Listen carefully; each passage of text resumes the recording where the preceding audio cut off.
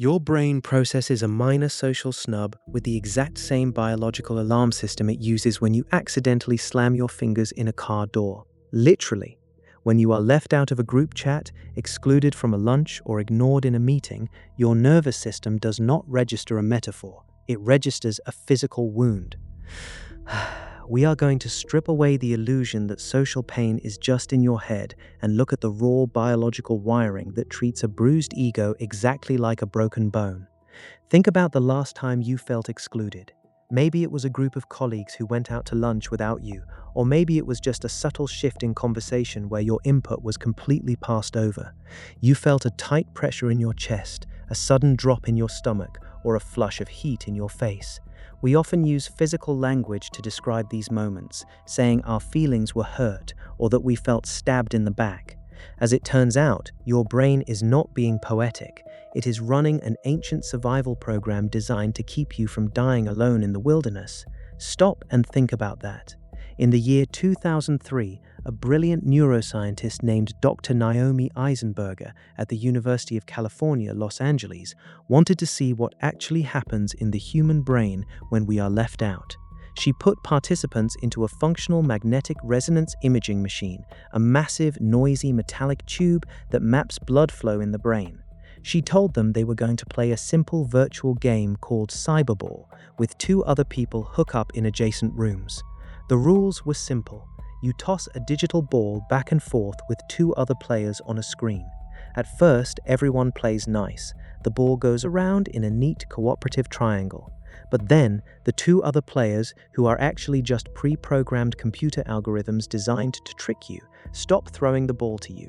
They only throw it to each other, completely ignoring your digital avatar. Now, this is an incredibly simple video game with cartoon characters you will never meet. Yet, as the participants realized they were being excluded, something remarkable happened on the brain scans.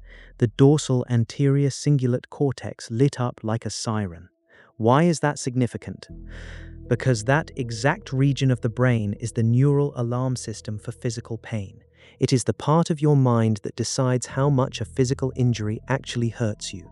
When you get a paper cut, your somatosensory cortex tells you where the cut is, but your dorsal anterior cingulate cortex is what makes you react with distress. When you are left out of the digital ball toss, that same alarm goes off. The brain does not have a separate department for emotional distress. It simply hijacks the physical pain channel to yell that you are in deep trouble. This makes perfect evolutionary sense when you realize that for 99% of human history, isolation was a death sentence.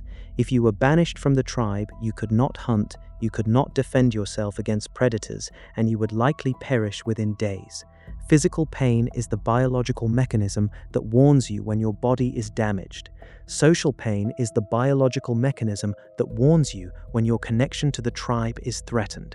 Your brain is a biological machine running a survival program that equates social exclusion with physical death. This is why a simple social snub feels like a real blow to the body. The system is designed to hurt so badly that you will do absolutely anything to fix the connection and crawl back to the safety of the group.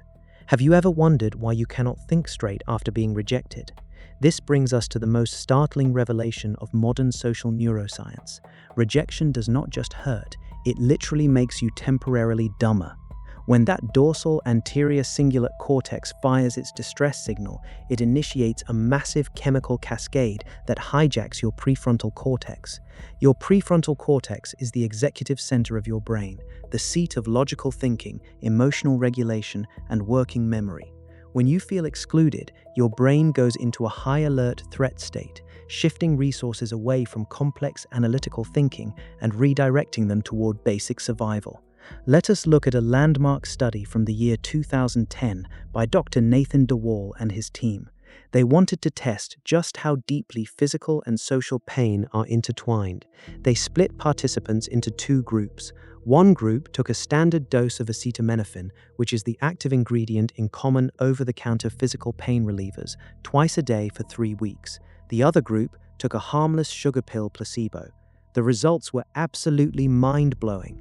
The participants taking the actual pain medicine reported a significant, steady decline in hurt feelings and social pain over the 3 weeks compared to the placebo group. A headache pill literally numbed the pain of social rejection. Think about the sheer absurdity of that. Your daily worries, your feelings of not belonging, your sensitivity to a cold response from a colleague can be chemically dampened by the exact same white pill you take for a sprained ankle. This reveals a profound truth about your daily performance. When you walk into an office or a social gathering feeling like an outsider, your brain is constantly running a background program scanning for threats. This background program eats up precious cognitive bandwidth. Imagine your mind is a high-performance computer. Feeling left out is like having a massive, resource-heavy antivirus scan running in the background, consuming 80% of your processing power. You try to write a report, make a strategic decision, or hold a witty conversation, but you feel sluggish, easily distracted, and anxious. You are not lacking intelligence. You are simply running low on available brain power because your biological security guard is screaming that you are about to be left behind by the group. Before this realization, you might have forced yourself to just push through the cognitive fog. You might have blamed yourself for being weak, emotional, or unfocused after a social slight. But look at the difference now. Once you understand that this fog is a direct physical consequence of an activated pain center, you stop fighting the shadow. You realize that your brain is simply trying to protect you.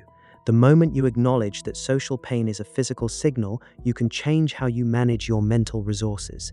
What if the cure for your anxiety is not positive thinking, but treating your brain like it is physically injured?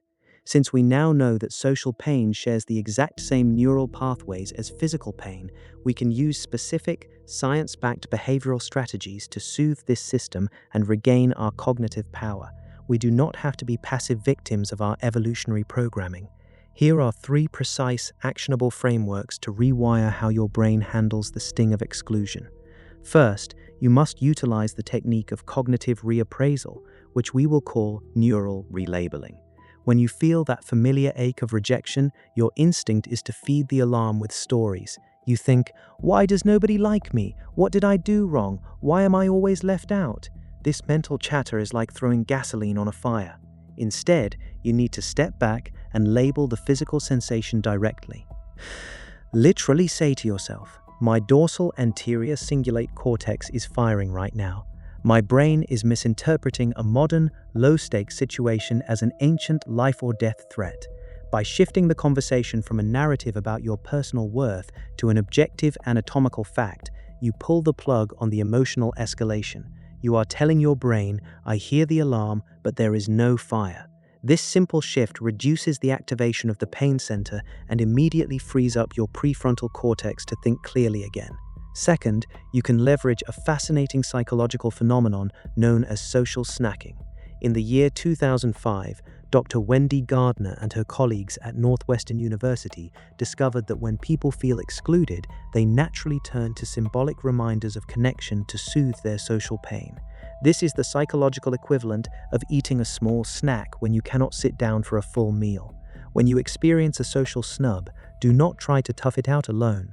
Instead, intentionally consume a social snack. This can be as simple as looking at a photograph of someone who loves you unconditionally, reading a warm message from a friend, or holding a physical object that has sentimental value. These small, symbolic cues act like a warm compress on a physical wound. They signal to your ancient survival brain that you are, in fact, safe and connected, which instantly dampens the neural alarm system and lowers your biological stress levels. Third, you must implement the framework of active belonging creation. When we feel left out, our natural biological response is to withdraw, pull back, and become hypervigilant.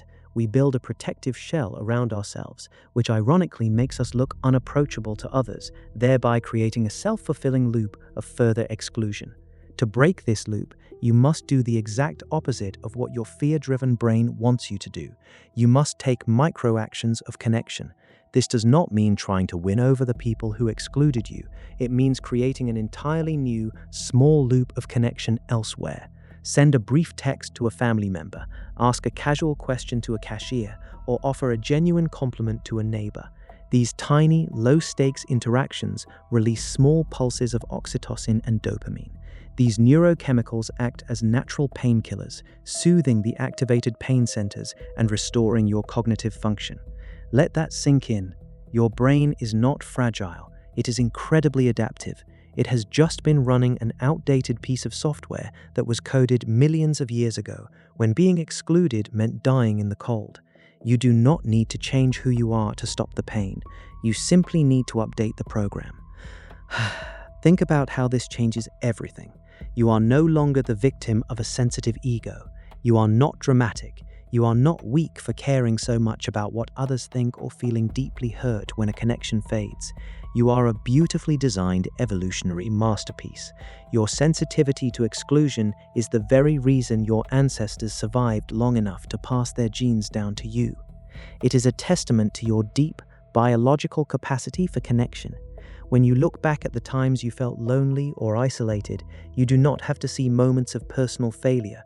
You can see them as moments when your magnificent brain was fighting desperately to keep you safe. You can hold that pain with a sense of profound reverence and understanding, rather than shame. Armed with this knowledge, you can walk into any room, face any social challenge, and navigate any rejection with the calm authority of a scientist who knows exactly how the machinery works. You are no longer at the mercy of the silent alarms in your mind. You have the instruction manual now. If you want to keep decoding the hidden biological forces that dictate your habits, your anxieties, and your deepest human behaviors, join us. Subscribe to Habit Decoded. We are only just beginning to uncover what makes your mind tick. And next time, we are going to explore a deeply unsettling mystery of the mind. We will look at the bizarre neural loop that makes you sabotage your own success precisely when you are on the verge of achieving your greatest dreams. You will discover why your brain treats progress as a threat and the hidden mental switch that can turn off this self-destruct sequence forever. Until then, keep decoding and take care of your brilliant mind.